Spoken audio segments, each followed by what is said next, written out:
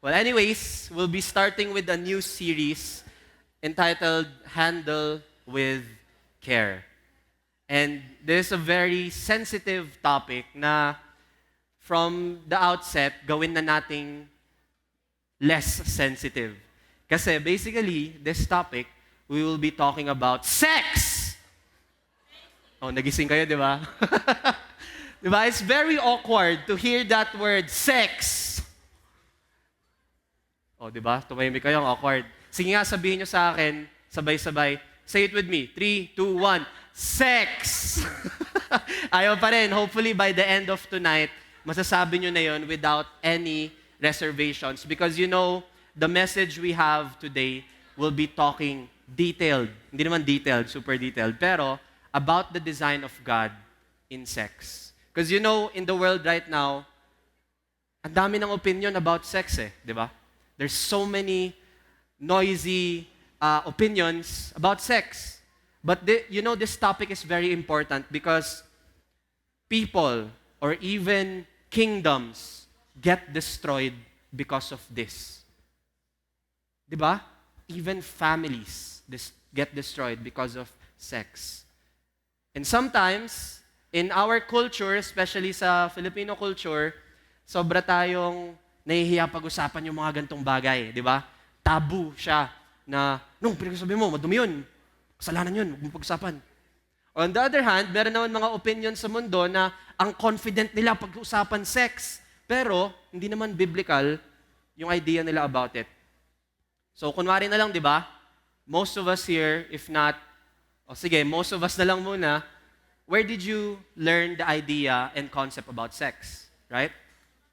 If you think about it, most of us here would say in school, but not in class. Through our classmates, di ba? Through our friends. And ano natutunan nyo doon, di ba? So, kayo na lang makakasagot nun. Pero the topic for today will be trusting the designer before trusting the culture. Because once again, there are so many opinions about sex, especially in our culture right now, in our generation right now, that talks about sex, but it's painted in a different light. So, to give you some examples of how something is talked about differently or used differently than the designer intended, I have a couple of pictures here. First one, ito. Kita niyo yung brushes sa gilid. Saan niyo ginagamit yon? O, di ba panglinis ng sapatos? O, galing.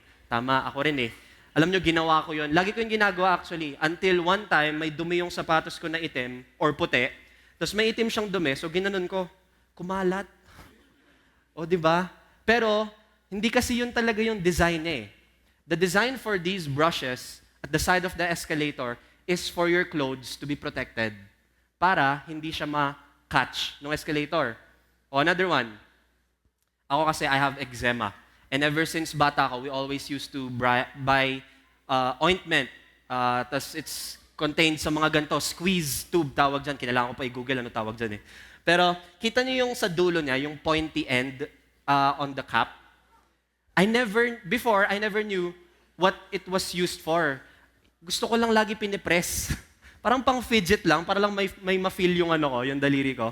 Pero I just found out, or nung around siguro 10 years old ako, 12, gulat ako, yung mom ko, binuksan niya, tapos kinuha niya yung cup, pinrest niya doon sa dulo, tsaka lang nagsinkin. Yun pala yun. Diba? All that time, parang sa akin, useless lang siya. Parang, anong meron sa design na yan? Bakit may pointy end? O, another one, yung strap sa likod ng sapatos. Diba? Tingnan niyo yung sapatos niyo ngayon. Most of us, pag nag-rush tayo, papasok niyo lang yung paa niyo, right? Pero the use of this strap is to help you pull it para hindi nag-crease yung back shoe nyo. Diba? May doon. Ay, shucks, di nyo alam yung guys. Okay lang yan. So that's the point of what we're doing here, right? Because we are going back to what it was initially meant to be. Another one, ito, panigurado. Sa iba sa inyo, hindi kayo sigurado dito pero ito, alam nyo ba,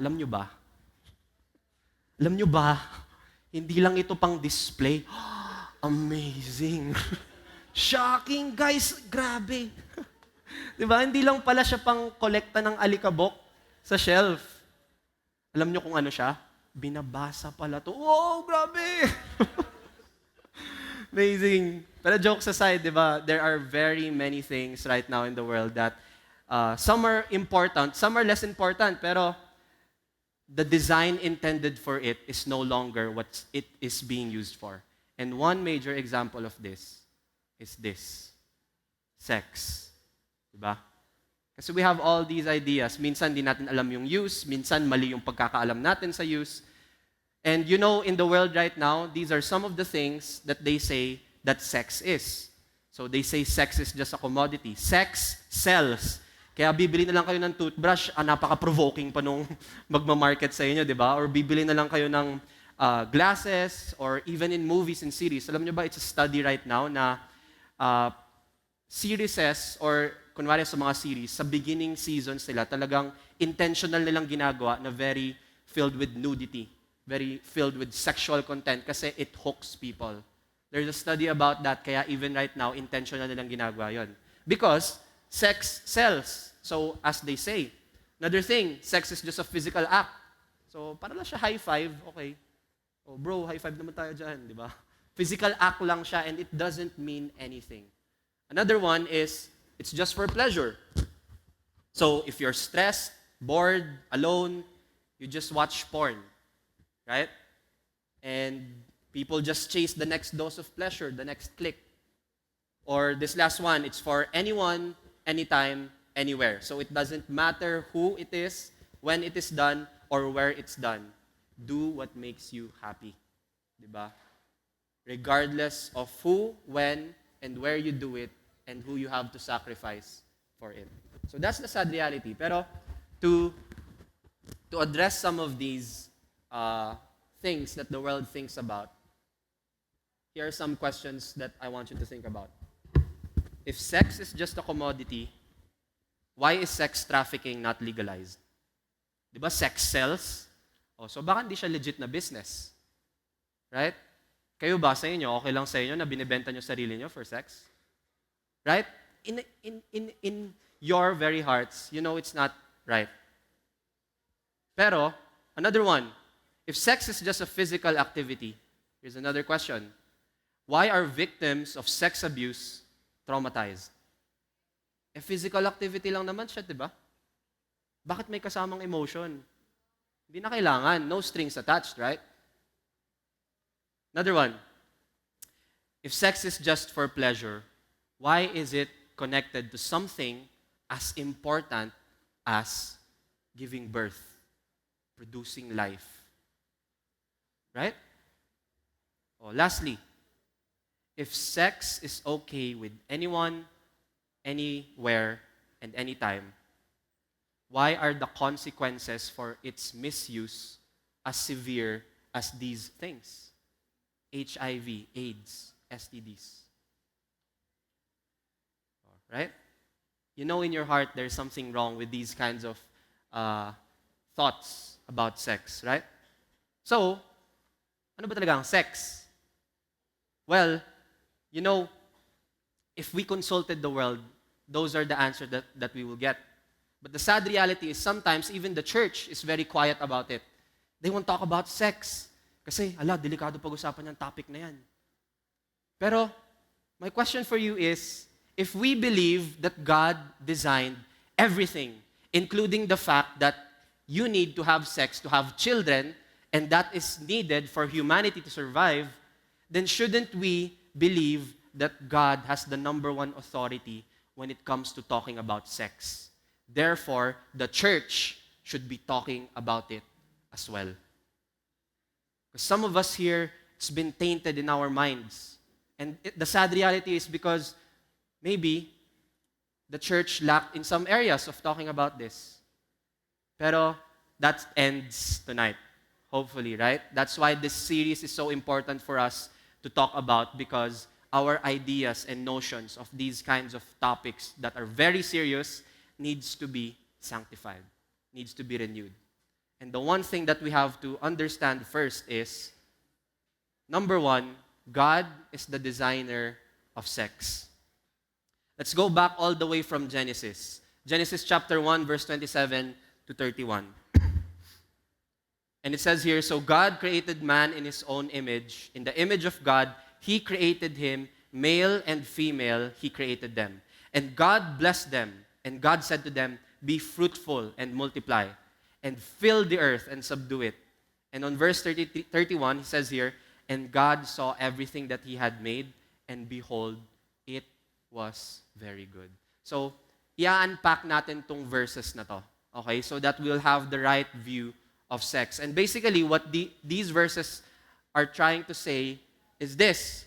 First one is that God designed it to be between a male and a female. God designed sex to be between a male and a female. Second, He designed it to be the only way to have kids. Ano yun, guys? Function yun. Hindi yun, ano yung sinasabi na pag IT? It's a feature, not a flaw, right? And number 3, He deemed it as good. So let's go to number 1. Let's go back to verse 27. Sabi dito, God created man in His own image. In the image of God, He created him male and female. You know, this is very, very crucial to understand. Alam ko, madalas na natin ito napapasadahan pag nagbabasa tayo ng Bible, especially sa Genesis, early on, pinag-uusapan na to. But you know, this is very important to understand. Because the first part here, it talks about how God created man in His own image. There is so much value to that we have to understand. Imagine you are created in the image of God. Think about that. You are in the image of God. Kung iisipin pa lang nga natin, ano si God, hindi na natin kaya marap ang minds natin around it. Right? So it is so intentional and important that He put there that He created us in His image. And then, after saying that we are created in His image, He then makes distinctions. We are created in His image, male and female. Okay? And why is that super important? You know, may kumakalat na meme. It's very, I don't know if you've seen it, pero basically yung context dito was, this was in the court of justice and they were, may pag pinag-uusapan sila, and basically someone asked this woman, can you define what a woman is? And ito yung sagot niya, I can't because I'm not a biologist. Think about that for a second. Think about why that is important to think about. Because here's the thing, even a child can answer that. Right? A child untainted by the opinions of the world can easily answer what a woman is compared to a man is. Because that is the intentional design of God. God designed man and woman to be obviously different. Obviously different. And that's a beautiful thing. Okay? We don't have to shy away from that truth is a beautiful thing, that we have our own uniqueness. Right? Going back to the verse, if we look at here, think about the design that God made for us as humans. Think about the dynamics between a man and a woman. A woman cannot get pregnant without a man. But a man can't be born without a mother. Grabe yung codependence niya. Grabe yung balance na one cannot survive without the other. It's not just a matter of, ay hindi, superior tong sex na ganito or tong gender na to. No. God intentionally created it so that one would not exist without the other. And if you start blurring the lines, because yun yung worldly belief right now, right? We can be anything and everything that we want. But isn't that, think about that statement. Kunwari, sa atin pa lang, kunwari si Sean dito, kami pa lang, ang dami na naming differences. Ang dami niyang kayang gawin na hindi ko kaya gawin. Meron din ako mga kayang gawin na hindi niya kaya gawin. And that's perfectly fine, di ba? In that context, okay lang pag sinasabi natin yon because you're unique, I'm unique. So how much more with men and women na super different even physical composition? Right? So think about that. We are unique for a purpose because God designed it so. And we need to start consulting the one who created all of this in the first place. Kasi He created sex to be between a male and a female because there are consequences to disobeying this. And we will be talking about that later. But let's move on to the second one. He designed it to be the only way to have children. And sabi dito sa verse 28, and God blessed them, and God said to them, be fruitful and multiply. He's talking here to Adam and Eve. So, God designed sex as the only way to have children. I mean, naturally, of course, ngayon meron na yung mga in vitro, ganon, pero that's scientifically aided. And guess what? It still requires the sperm of a man and the egg cell of a woman. Right? Pero funny to kasi ako nung bata ako, every time I would watch movies, ganon, tapos minsan meron mga kissing scenes, ang mangyayari doon sa movie na yon is magkikiss sila, tapos magka-cut, after a few days daw or weeks, pregnant na yung girl. Alam niyo ano nangyari sa utak ko noon? Pag nagkikiss sila, nagiging pregnant sila. Shucks! So every time makakita ko ng wedding, wait lang, wag mo na kayo magkikiss, manganganak ka. Right? And that was my view of sex or of pregnancy then. Pero, that's not it, right? We know now after, di ba? After elementary science, nagulat ako noon, talaga ganun, yuck! Gulat ako noon. Pero, that's intentional Think about that. Bakit hindi pwedeng ganun na lang? Right? Alam nyo, nanonood ako ng pampatulog ng isang gabi, parang deep ocean facts. Tapos, did you know that the anglerfish, yung may light sa nila, yung sa Nemo, yung nakakatakot, do you know how they procreate? The male would attach to the body of the female and basically magdi-disintegrate yung male na yon into the body of the female and doon manganganak yung female. So, isip ko, okay. Bakit kaya hindi na lang ganun dinesign ni Lord? Sa atin. Imagine mo kung ganun, di ba? Weird nun, scary. Pero, think about it. He designed this intentionally. And the context here is he's talking about Adam and Eve. And why is this very important to understand that he is talking to Adam and Eve? Because they were a married couple. Right? And you know what he's saying here? Be fruitful and multiply. He's basically telling Adam and Eve, have sex. Di ba? May natatawa pa rin sa inyo. Kayo mag-alala, gagawin nating sanctified yung word na sex. Okay? Pero yun yung sinasabi niya dito. He commanded Adam and Eve to multiply. And He designed it that it would be through the physical intimacy, the beautiful and holy action of sex between a husband and a wife. And in this context, sa context na ganito, na si Adam and Eve, they are married, they are a man and a woman, it is beautiful, it is good. It is not a sin. And that's exactly the last thing that these verses are talking about. He deemed it as good. Imagine we're trying to tiptoe around this topic. Pero God said in His Word, He saw everything that He made, including the fact that you have to have sex to have children. He saw that and He said, it was very good. So, what does that mean with what we think about sex? If we think sex is a polluted word, then ang layo natin sa design ni Lord for sex. Right? Think about that.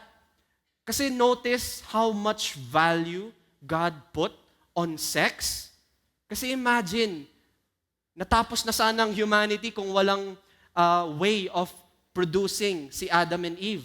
Pero God designed it that it would be through sex. So ibig sabihin nun, super important nito. Right?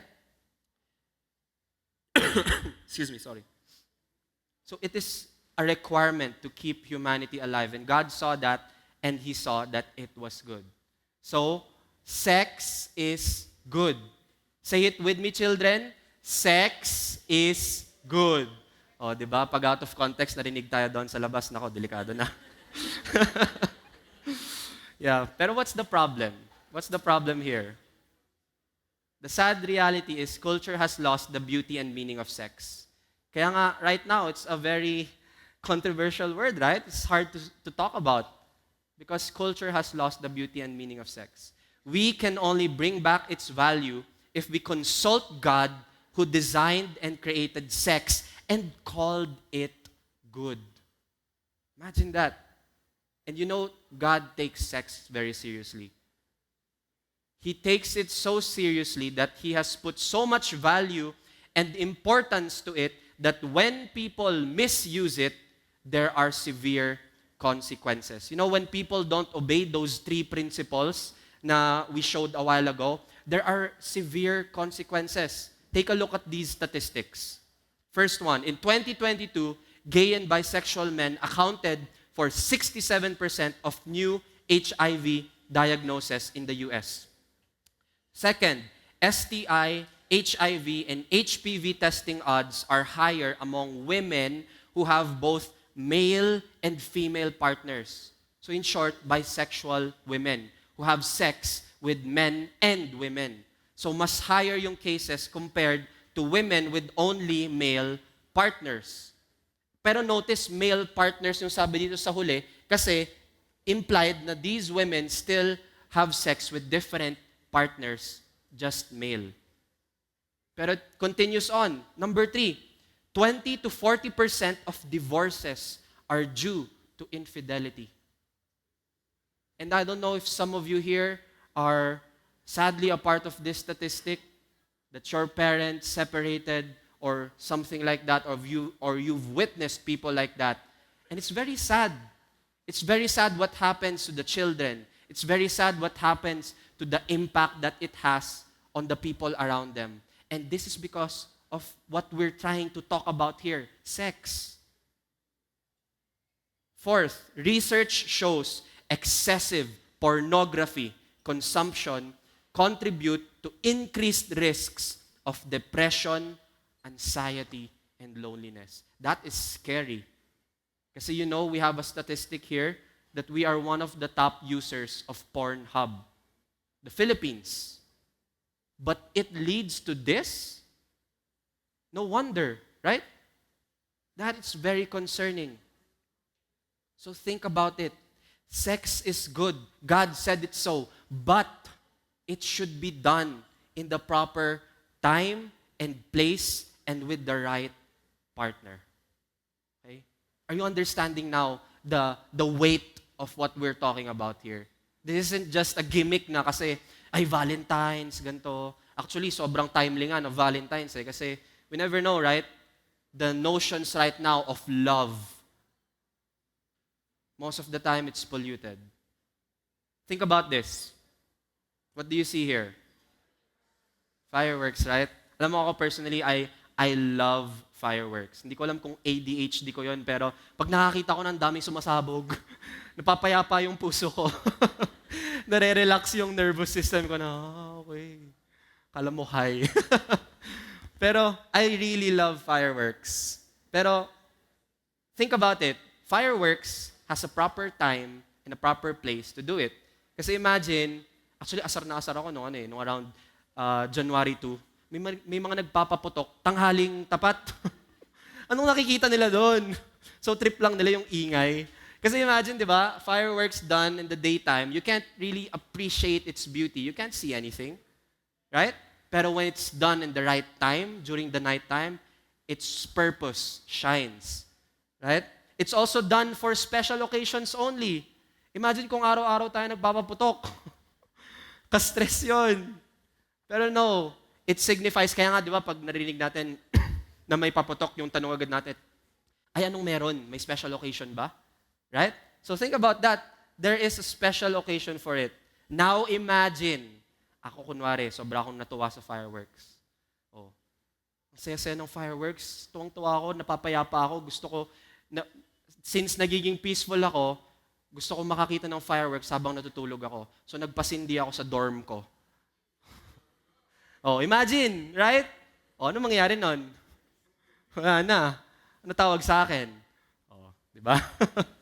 And you know, it's the same with sex. God designed sex so that you'll truly and fully enjoy it only if done in the right time, which is marriage, and the right person, your spouse. This is how God designed it. Okay? And you know there is a purpose for this. And that leads us to our second point, which is design reveals purpose. Why did God design sex to be so exclusive?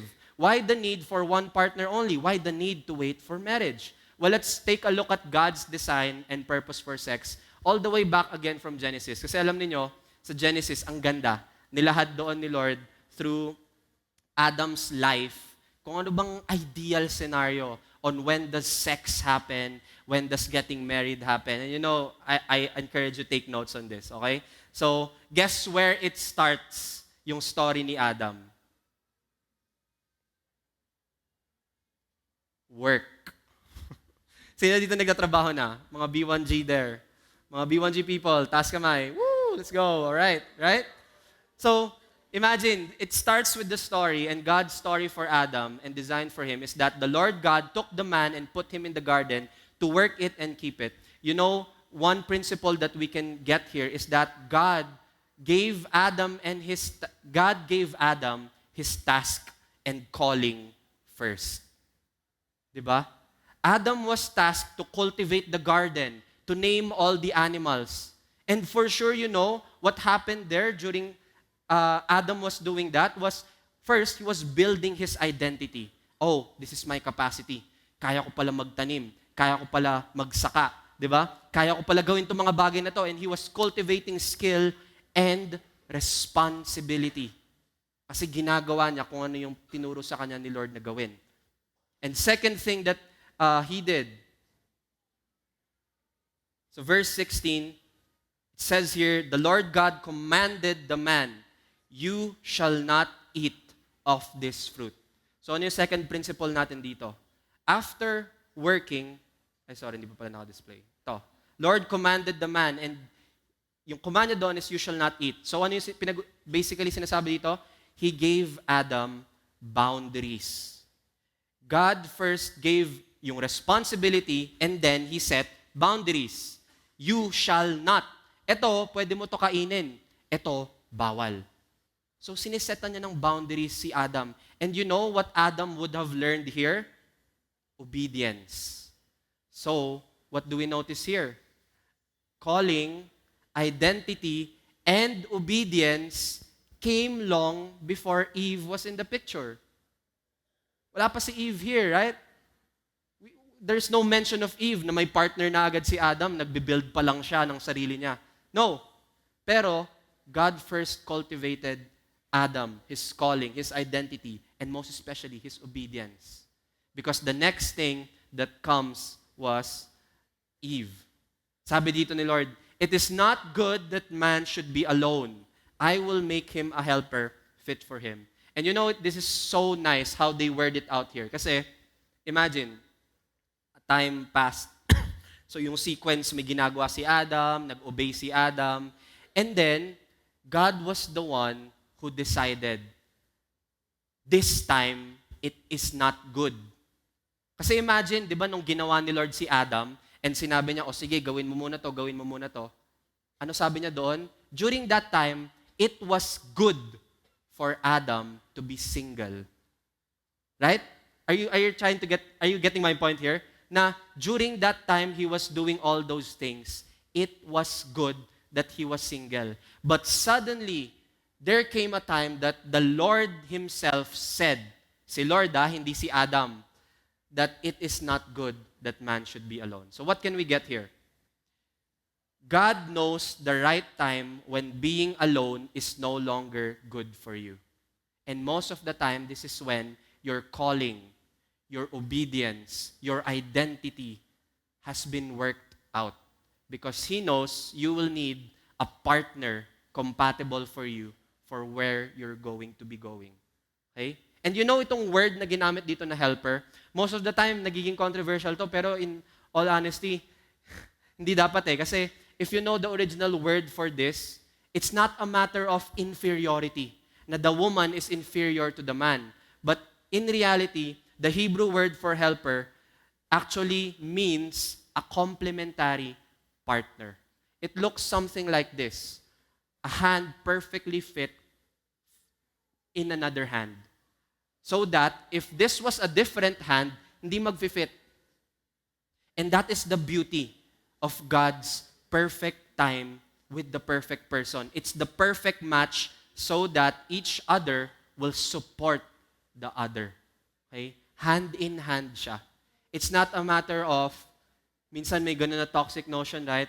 Oh, hindi, taga-support ko lang girlfriend ko. Taga-hiyaw, di ba? Taga-alaga. O sana hinanap mo lang mama mo. Right? Pero hindi. And hindi rin naman on the other hand, ganun din yung idea minsan from the girl's perspective, right? Hindi. It goes hand in hand that we support each other. Okay? And nung nakita ni Adam si Eve for the first time, ano yung reaction niya? This is the one. At last, bone of my bones and flesh of my flesh. And alam nyo, to visualize this, feel ko yan eh. Kasi I was born and raised in Saudi Arabia. And every time, makakakita kami ng Filipino doon, alam mo yung pakiramdam na, uy, kabayan, yes. Hindi ako mag-isa. Naintindihan mo ko. Saya-saya, di ba? And ganun actually to. Ganun yung sinasabi dito na, oh, finally, this is it. The perfect fit, the perfect match. Exactly what Adam needed. And disclaimer, needed. Not just wanted. Kasi minsan iba yun di ba? Pero that's another message of its own. But anyways, what comes next after this? Verse 24. And this is the first description of marriage in the Bible. This is the first mention of marriage in the Bible. And the idea is that a man shall leave his father and his mother and hold fast to his wife. So, this is marriage that the Bible is talking about here. So, may sequence talaga siya. And now, finally, nung dumating na yung perfect partner, then they get married. And what comes next? Ito na.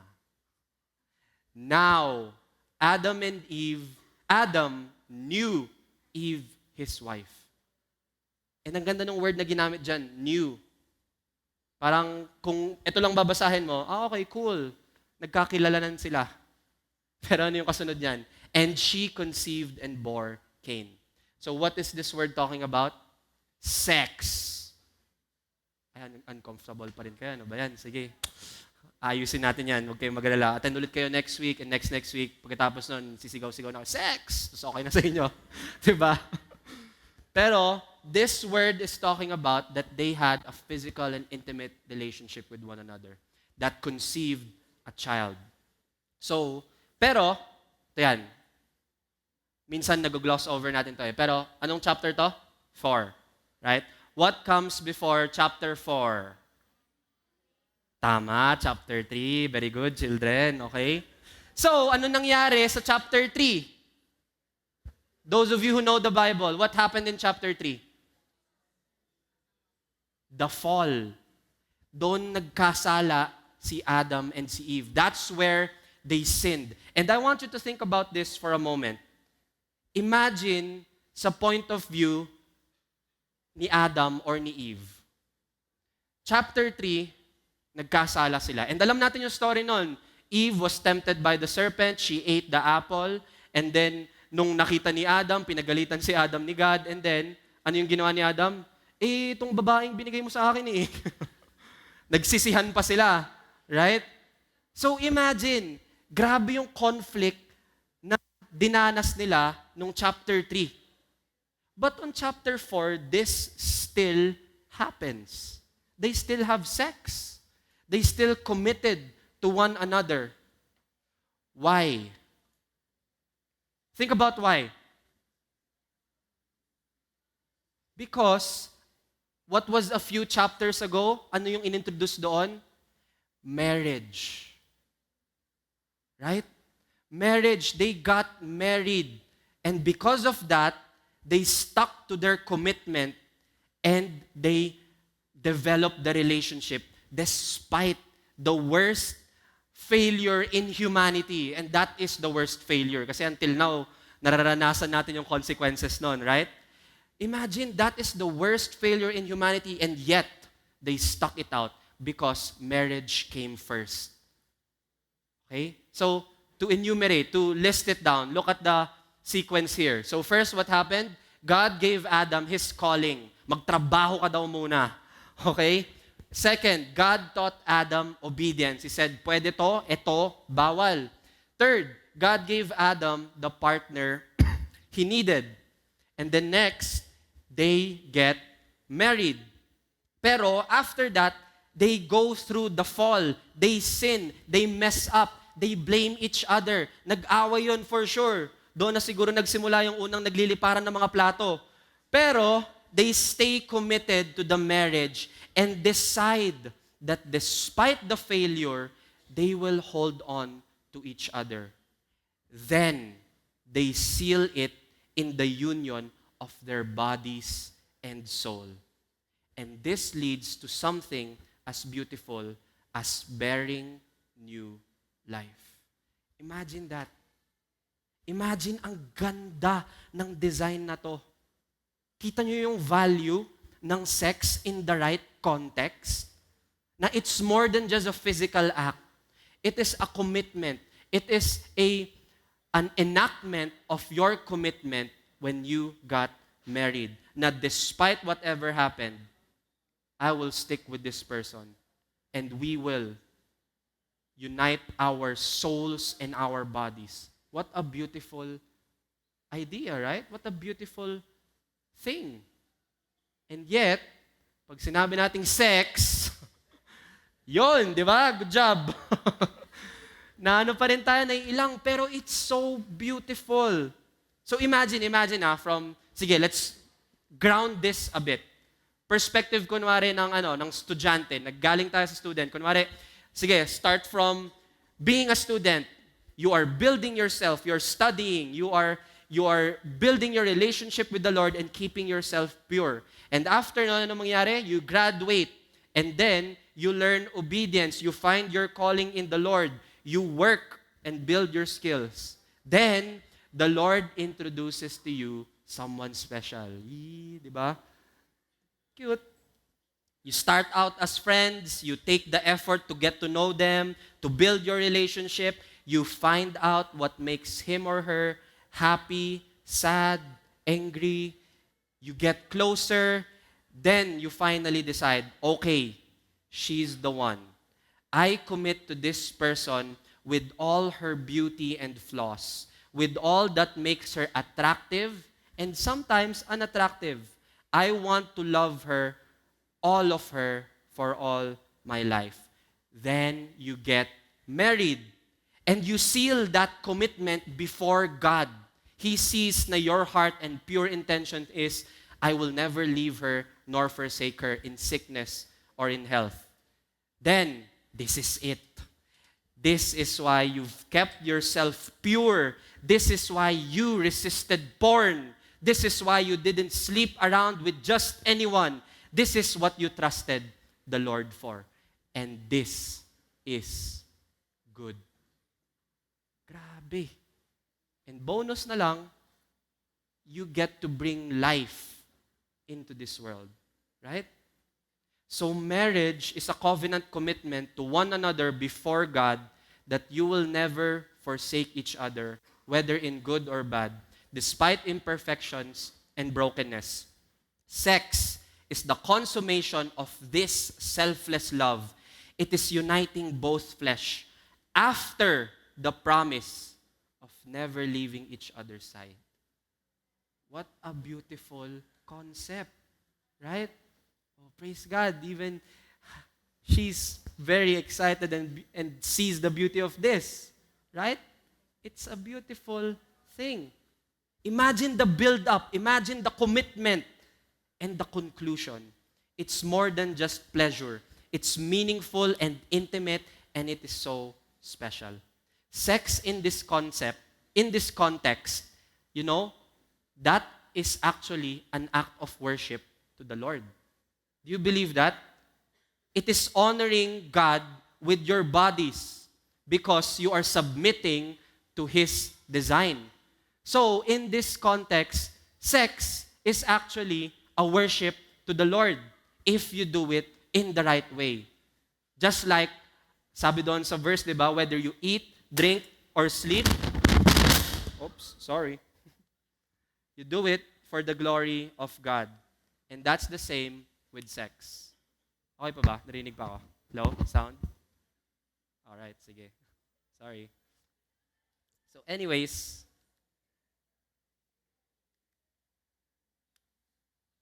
in this context, God will even bless your sex life with your husband or wife. Sabi nga yun sa 1 Corinthians, tingnan nyo, kung titignan ninyo sa Bible, when it talks about sex in the right context, it actually encourages it. Di ba? It doesn't shy away from it na, sabi pa nga dito, the husband should fulfill his wife's sexual needs. Grabe. So, sige, go. Sabi ni Lord, sige, go. Be-bless ko pa yan. Gawin mo na lahat ng gusto nyong gawin. Basta in the right context, woo, that is honoring to the Lord. Diba? So don't worry. In the right context, sex has its place, and God actually blesses it. But here is the sad reality. Sin corrupted our view of sex so that we want it apart from the commitment and effort it takes to wait for the right person. That is very sad. That is why right now a lot, and myself included before, we prefer porn because it's easily accessible and does not require the consent and approval of the other person. It's just one click. Or some prefer one-night stands because there are no strings attached, no commitment. We have sex outside of marriage because we don't love each other enough, your girlfriend or your boyfriend enough, to wait for the right time. That is the sad reality. And we feel its consequences up until today because of sin. And that is the sad reality that happened when Adam and Eve sinned. And that's also exactly what John 10:10 talks about. It talks about how the thief comes only to steal and kill and destroy. But here's the beautiful hope that we have in Christ. Jesus came that we may have life and have it abundantly. In all contexts, in sex, in your health, in your relationships, God is saying that if you submit it to His design, it will be good. And that is why the last point for tonight is we need to trust the designer's heart. Because if we believe what the verse said a while ago, then we can trust Him. And to talk about this point, I invited someone to share their testimony with us. Let's give a hand for Carlos and Gia.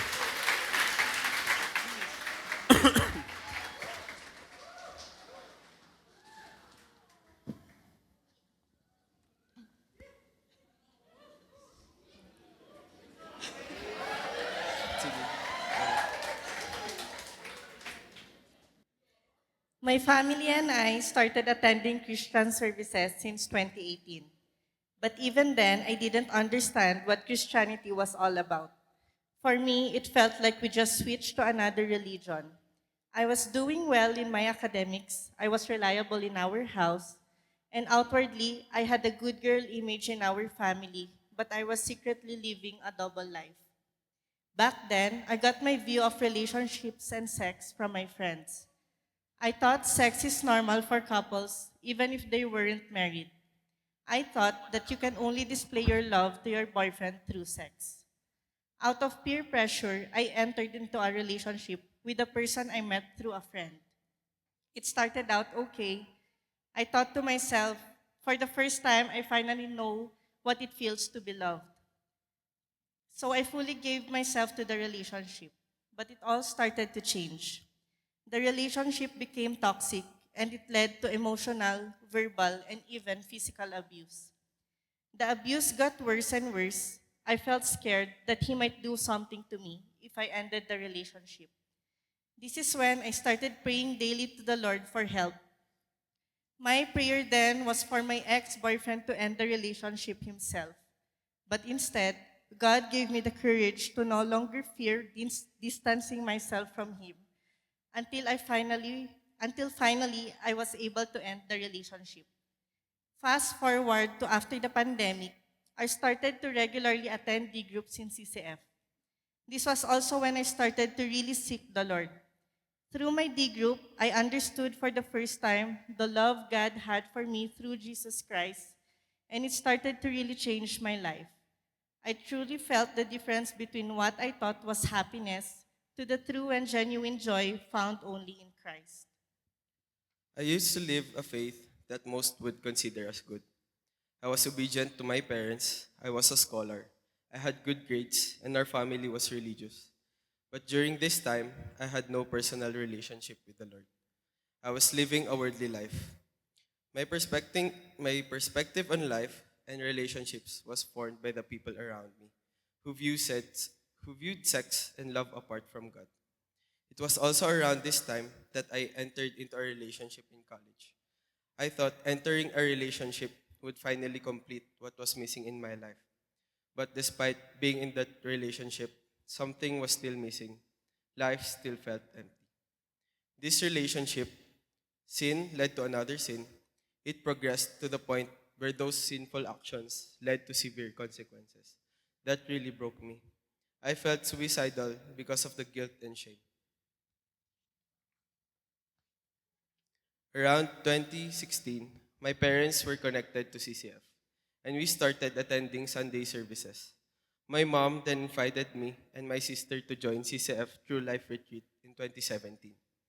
This was the turning point for me. Despite being religious before, this was the first time I truly understood the gospel. For the first time, I felt like my past sins no longer defined me. After everything I have done, I felt so undeserving, dirty and broken, but God showed me how much He loved me despite my past, because Jesus covered for all my sins on the cross. That was the time I surrendered my life fully to Christ. During True Life 2017, afterwards, I started attending Elevate, joined a D group, and continued to really grow in my identity in the Lord. Years passed and I finally graduated college.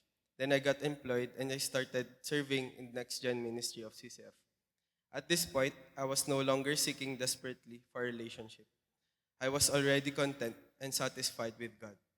My mindset was, if ever I have a relationship in the future, it would only be a bonus because God's love is already more than enough. I first met Carlos in Next Gen Ministry when I was picking up my niece. Out of nowhere, he invited me to volunteer at Next Gen. Before this, I was already praying about serving in ministry, so I took it as a sign and started volunteering in Next Gen. I was already noticing Gia in church. Her niece was my student in Next Gen. And one Sunday, when I saw her at Next Gen, I took the chance to talk to her. I invited her to volunteer in Next Gen. She accepted and started volunteering with me. I know this was because she wanted to see me more.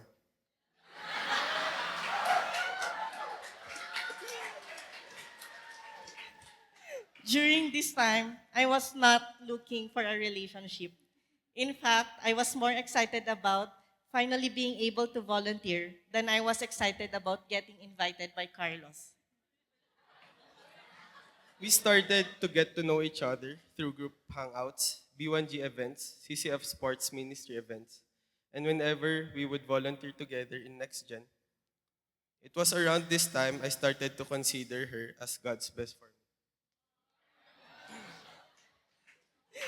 In November 2024, held a True Life retreat.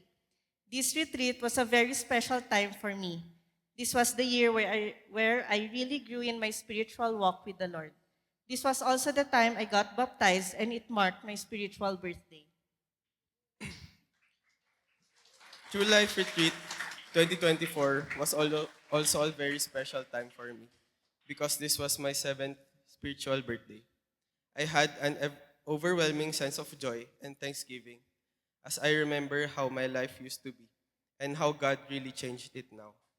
During our individual prayer time, I sat behind the tree at the campgrounds and prayed to God. Then I saw Gia from a distance, and I said in my prayer, Lord, if you know I like this girl and that I'm praying for her.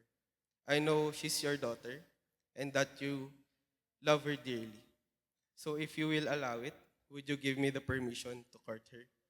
After praying, I opened my Bible. To my surprise, it immediately showed Ecclesiastes 4 9 to 12.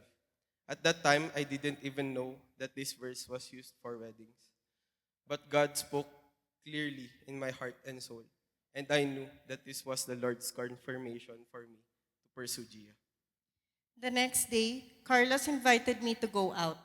At the time, I thought it was just be a regular hangout, but to my surprise, he went to our house and talked to my parents. Before going to their house, I was praying to the Lord for a sign to talk to Gia and her family. To my surprise, when I got to their house, Gia's father invited me inside for the first time ever. I shared the story of my past with them, and their response really shocked me. They fully accepted me despite my past.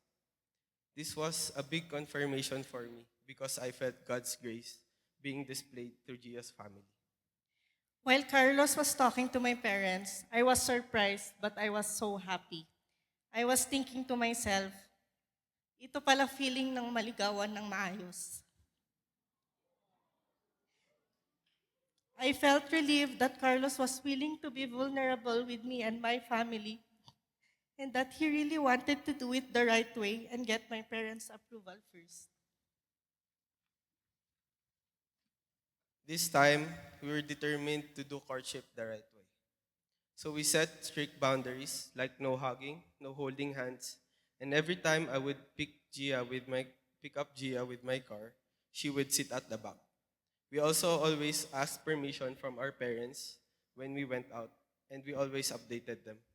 We were aware of the dangers of prolonging our courting phase, so we both had in our hearts to keep the courting phase short and get married as soon as possible.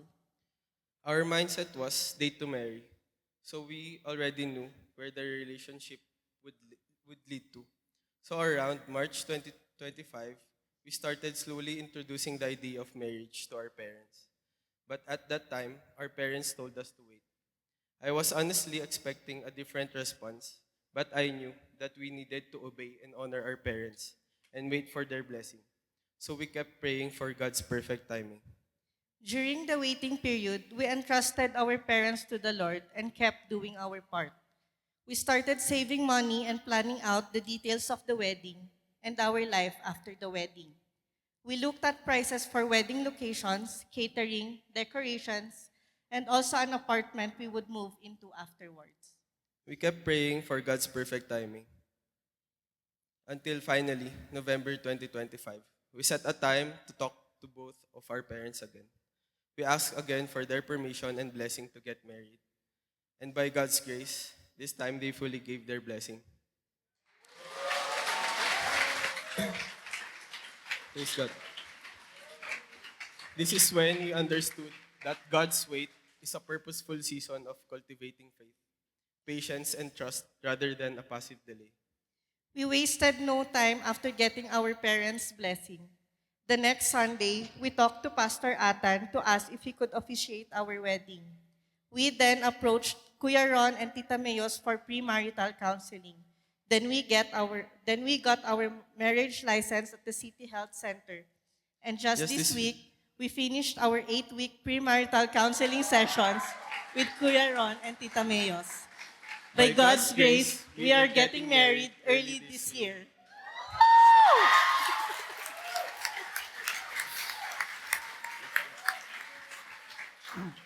I didn't think anyone would still accept me because of my past. I felt so hopeless and broken because of my sins. But Jesus redeemed me, gave me a new identity, and loved me beyond what I deserved. I thought I knew what love was, but chasing that love only led to fear and brokenness. But now, in God's love, I can truly say, I am whole, I have peace, there is no fear, and there is boundless joy. It is the complete opposite of what the world offered. Now we can truly say that true love is found in Jesus alone, and it is beyond anything we ever imagined or hoped for. Once was broken and hopeless, now we are whole in Christ. To God be all the glory. Amen.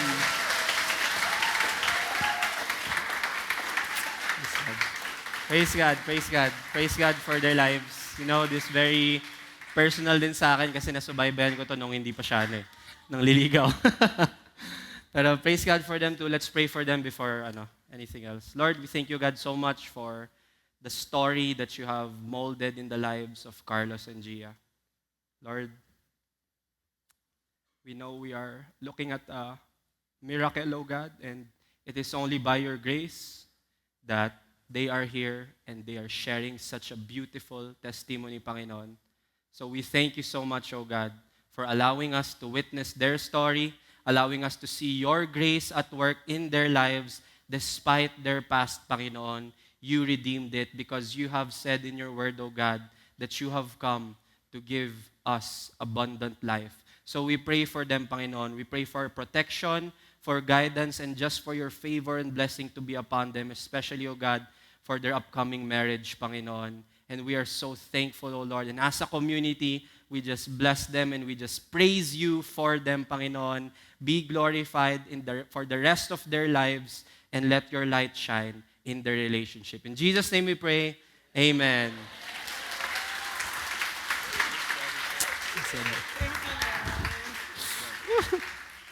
All right. Sige, close in prayer na tayo. Okay na yun. Praise God. So, what's our last point? Trust the designer's heart. You can trust God's heart for you because it's such a beautiful desire that He has for you. No matter what your past is, and you've heard the story, right? And you know the truth about this is it is worth it to really submit to the designer's intention for your life. Whether it's in sex, whether it's in your personality, your character, your relationship, your circumstance, it is worth to trust God. But I know it's hard, di ba? Purity, keeping yourself pure, that's hard, especially in this generation that we live in. But you know the promise in Psalm 127 verse 1, sabi dito, unless the Lord builds the house, those who build it labor in vain. Unless the Lord watches over the city, the watchman stays awake in vain. And many of you here, you've tried to keep yourself pure, and you've failed. And we have heard stories about that, even Carlos' story. They tried. Carlos was religious in the past, but it took a personal relationship and connection with Christ for him to be secured in the Lord. And you know, that can happen for you too. Because on your own, you can't do this life. You can't submit to that beautiful design or experience that beautiful love story without the Lord. Maybe you've tried in the past, and that's okay. The Lord is a redeemer of our past. But now, you can take this step with the Lord. Because you know what God's heart is for you, for us. It says here in Ephesians chapter 5, 25 to 27, husbands, love your wives as Christ loved the church and gave himself up for her. Amen? So, no matter what has happened in your life or no matter what it is, this is what we can hold on to. Christ loves us so, so much that He gave Himself up for us. And why? Because you know, sin did not only pollute our idea of sex, it broke us as people and disconnected us from our relationship and connection with God. You know the design of God in Genesis, if you read it, it's so beautiful. You can imagine, He says there, God was walking in the cool of day. So imagine the most peaceful, the most joyful, the most beautiful scenario. That was the initial design for us. But sin broke that. So that right now, life, it's not that beautiful. But because of what Christ did, because of what Jesus did, He cleansed us. He sanctified us, having cleansed us, the church, by the washing of water with the Word. And this is our hope in Christ. If we put our faith in Him, we are without spot, holy, and without blemish. And only through Christ is this possible. This kind of love is what's available for you. because this is the designer's heart for you. No matter what your situation may be, no matter if the topic is sex, no matter if the topics is your emotional health, your mental health, your physical health, your relationship, God is a redeeming God. No matter what your past is, He has a beautiful design for you in Christ. And all you have to do is put your faith in Him. Amen? That is the gospel. That is the good news. And you know, we're talking about relationship, we're talking about sex. You know, another reason why it is so important to have the right view of marriage, of sex, is because if you notice here, the relationship of a husband to his wife is being compared to Christ's relationship to us. So what can we get from this? There's another reason for the importance of knowing the right idea of sex and relationship. Because marriage and sex is actually a parallelism, a symbolism of God's love for us. Because if you look at here, therefore a man shall leave his father and mother and hold fast to his wife, and the two shall become one flesh. And Paul is saying here that this is a great mystery, but he is talking about that this is an illustration of the way Christ and the church are one. Let me end with explaining this. Imagine the beauty of the image of marriage. A man will leave his father and mother to hold fast to his wife, no matter the imperfection, no matter the brokenness, no matter the past. And that husband is saying, I am committed to you no matter what, and we will become one. Paul is saying, he's actually talking about Christ and the church.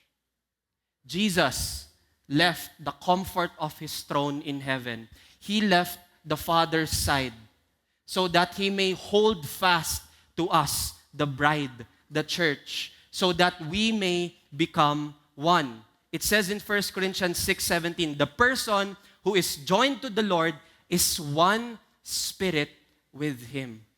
So imagine the importance of knowing the right view of marriage. It is actually pointing still to Christ. This is what He did for us. He left His Father. He held fast to us. And through an intense physical action of being crucified on the cross, we have become one with Him in spirit and in truth. Let's give a clap offering to our God. This is the beauty of marriage. It is symbolizing what Jesus did for us. And this is the beauty of God's heart for us. God's heart for marriage and sex is for it to mirror the self-sacrificial love of Christ. Under God's design, marriage and sex is meant to have an abundance of meaning and value.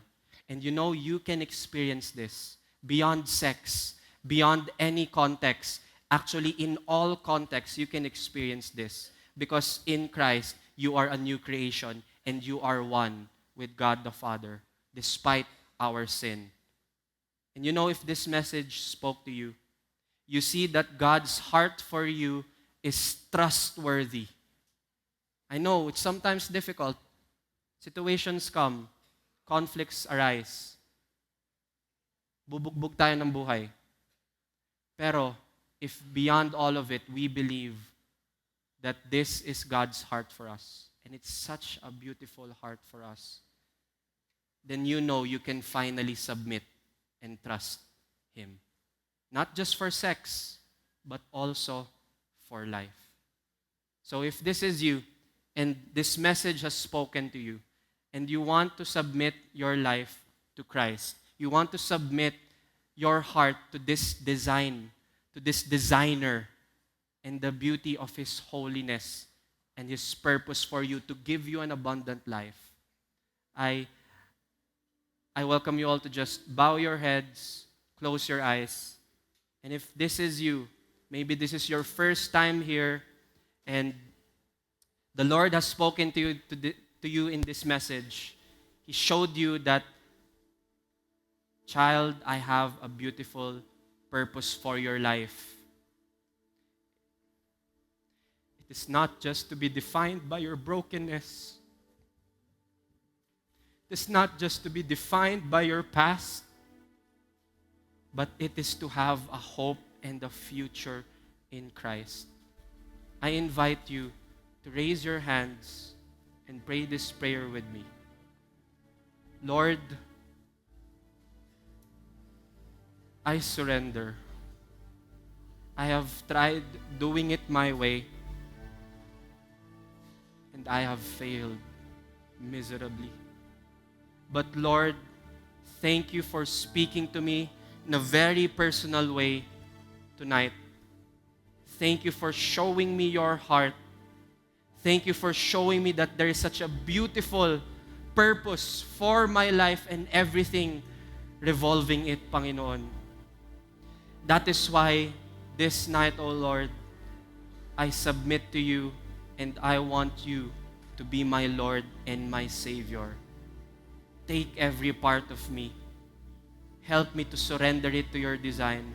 And from now on, let me live with your Holy Spirit, bearing fruit and honoring you and living a life worthy, O God, of worshiping you, worthy of the grace that you have poured out to me. Help me, O God, to submit to you. On the other hand, if you are here and life has been messy and you have forgotten how beautiful God's heart is for you, and you have been reminded tonight, I want you to pray this prayer with me. Lord, thank you for reminding me of how much you love me, that even in the very intimate details of my life, you have set a purpose and a design, and it is good. Lord, I have failed in the past. I have forgotten. But Lord, here I am again. I want to resubmit my life to your design. Lord, take every part of me, sanctify me, mold me into the person you want me to be. And thank you, King Jesus, for everything that you have made available for my life. In Jesus' name.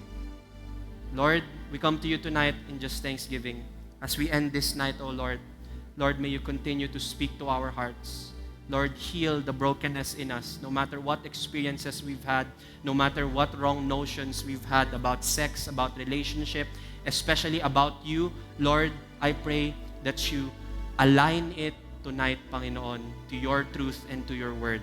Align our identity to you, Panginoon. Align our perception of ourselves and our relationships to you. And let us from now on, Panginoon, live a sanctified, holy life that will honor you in sex, in our bodies, in our relationships, in our thought life, in our purity, in all aspects, even in our relationships, Panginoon.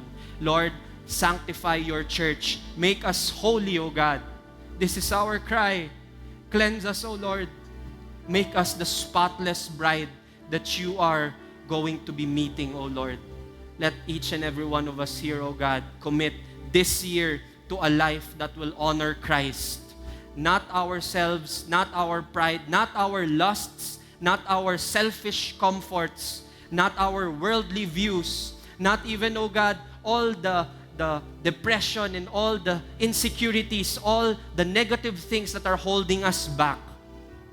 Lord, let us not live with those shackles anymore, but let this year be a year for weekend, for your people, for followers of Christ to really step up for your kingdom, O God, for your name, that we will live a holy life, that we will no longer be selfish. We will no longer be polluted by this world. We will no longer be foolish, Panginoon, in our walks, but we will fully surrender to your design for every aspect of our lives, because this is nothing less than you deserve, O God. So we give to you, O God, our lives. We give to you our worship, not just here, not just with our tears in this sanctuary, not just with our voices in this place, but outside in our classrooms, outside in our workplaces, outside in our ministries, outside in our families, outside in the streets, outside in social media.